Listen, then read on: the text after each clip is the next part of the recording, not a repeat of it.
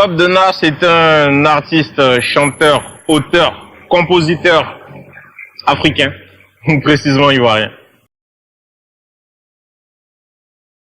À la base même, le nom est une punchline d'abord pour commencer. À l'adolescence, on a tous un petit surnom. Voilà, à l'adolescence, c'était Bob. Bob. Et quand j'ai commencé la musique, j'avais un style que les gens n'arrivaient pas à cerner. Voilà, pour d'autres, c'était du rap, pour d'autres, c'était pas du rap, pour d'autres, c'était du slam et tout. Et tout ça, en fait, ça résume la narration. Donc, Bob de la narration étant long et pas très intéressant à entendre, donc j'ai abrégé narration. Voilà, du coup, ça fait Bob de Nar. Nar, abréviation de narration. Voilà, c'est un peu ça. Oui, effectivement, je suis ivoirien, mais j'ai ma mère qui a un côté béninois. Voilà. Non, je n'ai jamais honte. Il n'y a aucune interview où j'ai déclaré que j'avais honte du Bénin. Le Bénin est un pays africain comme tout autre, pardon. Étant africain, je suis fier d'être africain. Donc, pour ma nationalité, je suis ivoirien. Ma mère a bel et bien des origines béninoises. Pourquoi pas un jour demander la nationalité béninoise? Ça ne me gêne pas. Et concernant la punchline, le Bénin a fini un médicament. Est-ce un pays ou une pharmacie? Bon, à la base, je tiens à faire des éclaircissements. C'était pas une moquerie. C'était pas une insulte. Bob Denard, c'est le god of punchline. Les punchlines, ce sont des phrases fortes, faites avec des figures de style, des métaphores, des comparaisons, des hyperboles. Donc, c'était une métaphore. Dans le langage ivoirien, tout ce qui est fétiche, tout ce qui est occulte, tout ce qui est vaudou et autres, on appelle ça ici médicament. Donc, on a l'habitude de dire que les Béninois font médicaments. Et dans la vraie vie, c'est la pharmacie, au fait, qui vend, au fait, des médicaments. Donc, c'était juste pour la punchline. Le Bénin a fini avec médicaments. Est-ce un pays ou une pharmacie? Mais c'était pas une insulte, c'était pas une moquerie. C'était la punchline. Vous voyez plutôt la métaphore, au fait. Sinon, j'ai rien contre le Bénin. J'aime mes frères béninois, j'ai des fans au Bénin. J'ai moi-même fait une partie de ma vie au Bénin. Donc, rassurez-vous, tenez-vous tranquille. C'était pas une moquerie, c'était pas une insulte. Big up! J'ai fait entre 6 et 7 ans au Bénin. Voilà, j'ai fait de la 4e en terminale au Bénin. J'ai d'abord fait la 6e au Bénin. Je suis revenu faire la 5e en Côte d'Ivoire. Et je suis reparti faire de la 4e à la terminale au Bénin. C'est là-bas que j'ai eu le BEPC. C'est là-bas que j'ai eu le bac. Voilà, donc j'ai fait entre 6 et 7 ans. J'ai envie de garder ça pour moi. Je sais que les gars là-bas, ils sont chauds. Mais Bob était où au Bénin? Il a fréquenté où? Il dit pas. C'est qui je suis? J'ai fait entre 6 et 7 ans au Bénin. Voilà. Positivement au Bénin, c'était les études. Là-bas, côté études, ils étaient plus appliqués, plus stricts. Voilà, ça a été pour moi le côté positif. Et voilà, et il y a beaucoup de valeurs africaines qui ont été gardées là-bas. Voilà, notamment le respect. Là-bas, il y a beaucoup plus de respect. Voilà, donc positivement, c'était les études puis le respect. Bon, il n'y avait pas quelque chose en particulier de négatif. Hein.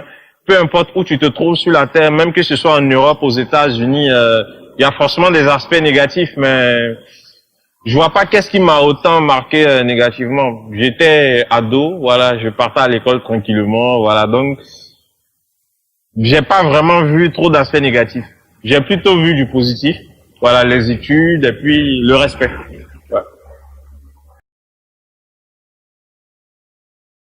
Mon séjour au Bénin, ouais, quand on vit quelque part, on tire forcément des expériences, voilà. On peut pas faire 6 ans, 7 ans dans un pays et puis ne rien tirer comme expérience. Donc, mon passage au Bénin m'a forcément apporté un plus. Ouais, pourquoi pas, ouais, ça m'a forcément apporté un plus. C'est là-bas que j'ai connu le rap, c'est là-bas que j'ai connu le hip-hop. Donc,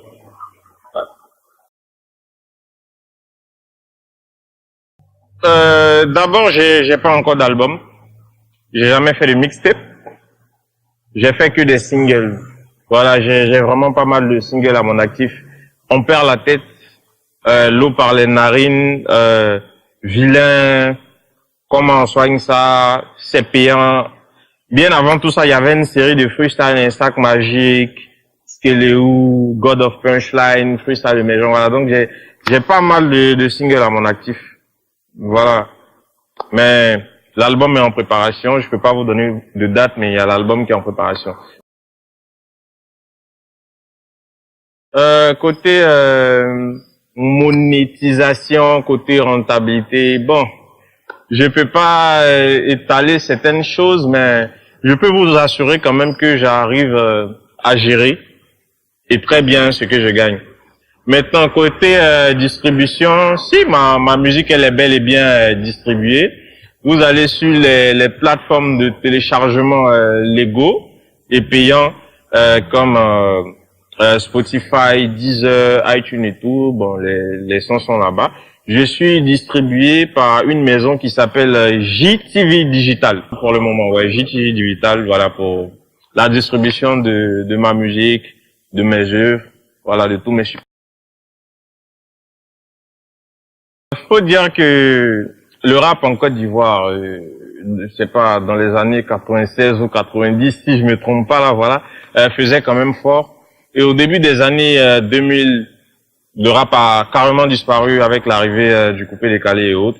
Mais à partir de 2014, on a vraiment été courageux, voilà, de ramener le hip-hop sur la scène musicale ivoirienne. Donc aujourd'hui, le hip-hop occupe bel et bien une très belle place dans la musique ivoirienne. Voilà, aujourd'hui, le hip-hop est écouté partout, que ce soit au niveau des radios, au niveau de la télé, dans les téléphones, dans les nightclubs, un peu partout aujourd'hui. Et on retrouve aujourd'hui des grands rappeurs ivoiriens sur des grandes scènes, notamment en Afrique, comme notamment en Côte d'Ivoire, sur des grands podiums, sur des grands spectacles. Donc, le hip-hop est revenu en force en Côte d'Ivoire et occupe une très belle place. On n'a pas la première place pour le moment, ça faut l'avouer, mais ça ne saurait tarder. Ça ne saurait tarder. Avec Bob Denard, ça ne saurait tarder. Le hip-hop sera à la première place. C'est payant, c'est payant, c'est payant, c'est payant. Le fameux titre. C'est payant n'était pas prémédité, c'était pas prévu. Voilà. J'étais à la maison un soir et j'ai un cousin un petit cousin qui est fan de Snap. Il aime tout le temps regarder des vidéos des people sur Snap. Il aime tout le temps s'affairer. Et il regardait beaucoup le Snap de Emma Loès, Bébé Folita et autres. Il me montrait chaque fois. Et il s'est posé la question de savoir, en fait, qu'est-ce que ces filles-là faisaient dans la vie, voilà et tout. Je lui ai répondu, oh, laisse ça, c'est payant. Ils ont commencé à rire. Et à partir de là, j'ai l'inspiration qui m'est venue sur le champ. Parce qu'il ne faisait que parler, il citait les noms, ouais, Emma Loès, Diaba Sorel, arrivée en Côte d'Ivoire, ici, elle était logée dans tel hôtel et tout et tout. Donc ça m'a donné automatiquement des idées. Étant un artiste, on s'inspire vraiment de tout. Voilà, on s'inspire de tout ce qui se passe autour de nous. Donc, du coup, là, l'inspiration est arrivée. Et c'est là que j'ai commencé à sortir les phrases. Emma Loès, c'est payant. Diaba Sora, c'est payant. Il y a qui encore? Et puis, les gars me donnaient les noms. Et puis, paf, c'est parti. Et je leur ai dit que je vais entrer en studio et faire sortir ce son-là. Ils m'ont dit, non, c'est pas possible. Tu n'es pas capable de faire ça.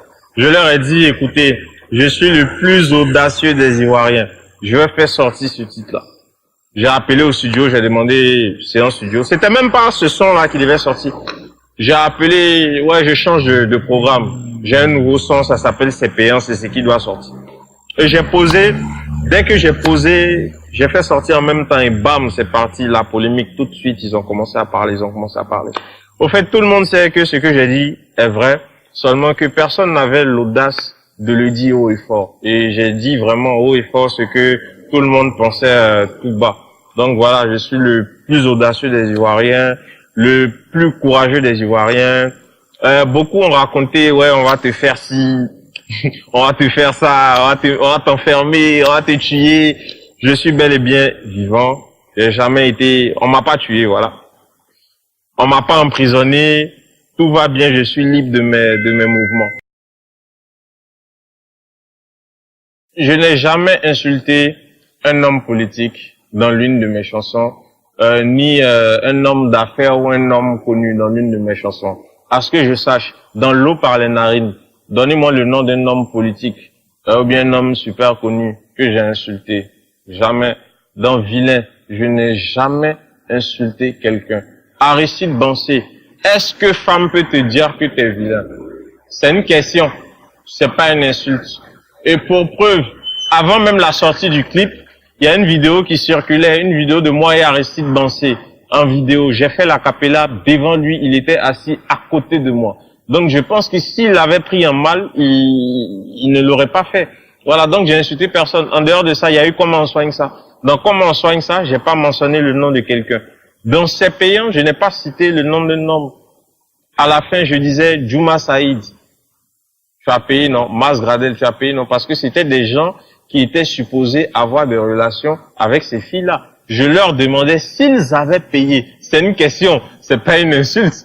À la fin dans Vilain, j'ai dit monsieur le ministre, meilleur client. C'est pas une insulte. Et j'ai dit monsieur le ministre. Quel ministre? C'est le ministre des Sports, le ministre de l'économie. On n'a pas mentionné, on n'a pas dit de nom. Et sachez que dans le contexte politique là, même quelqu'un qui était ministre en 1976 là, s'il vit toujours, on continue de l'appeler monsieur le ministre.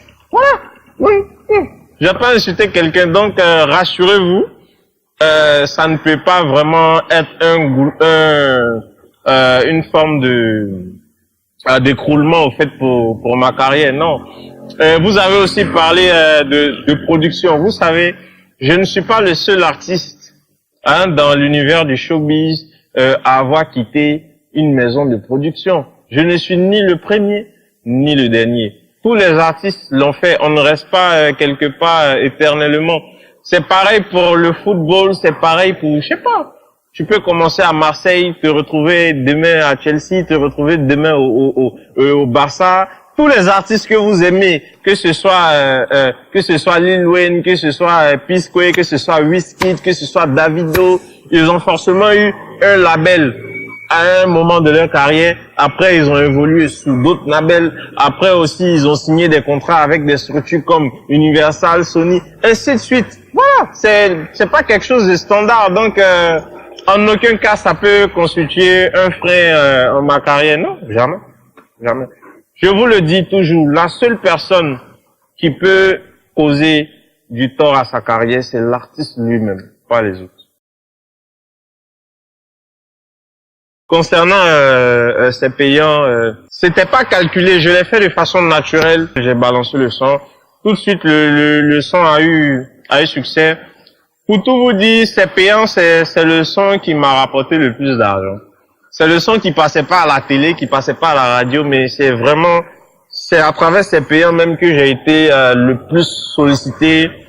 Ces payants a élargi ma fanbase. Il y a des gens qui connaissaient pas Bob Denard qui du coup se sont intéressés à Bob Denard, notamment des grandes chaînes comme TV5 et tout. J'ai pas forcé. Le son est sorti. J'étais là, il y a quelqu'un qui m'a tagué. Ah, DJ Arafat a fait une vidéo où il parlait de toi, il parlait de ses payants, de votre featuring, tout ça. Je suis allé, effectivement, j'ai bel et bien vu la vidéo. J'étais surpris parce que lui et moi, vraiment, on n'était pas en contact au départ. Donc, c'est tout à fait normal. Quand tu fais un bon travail, ça ne peut qu'intéresser les bonnes personnes vers toi. Donc, le truc a été bien fait, ça a été bien chanté, ça a été bien écrit. C'était vraiment audacieux, tout ça. Donc, c'est normal que ça plaise. Donc, quand quelque chose plaît, attendez-vous à voir du monde autour de la chose. Donc, c'est ce qui explique les médias qui sont venus, c'est ce qui explique les artistes aussi qui sont venus, tout ça, tout ça. C'est pas forcément l'ennemi de mon ennemi et mon ami, non, pas forcément. C'est vrai que l'ennemi de mon ennemi est mon ami, mais si le travail était mal fait, je pense qu'il allait rester dans son coin là à ne rien dire. Voilà, donc c'est tout à fait normal, quoi. Voilà, l'actualité, comme vous le savez, c'est la sortie d'un nouveau single intitulé « Toi, tu es un maudit ». Voilà, sur toutes les plateformes de musique. Voilà, donc c'est un peu ça l'actualité. C'est payant qui continue de tourner. Et aussi la sortie de « Toi, tu es un maudit ».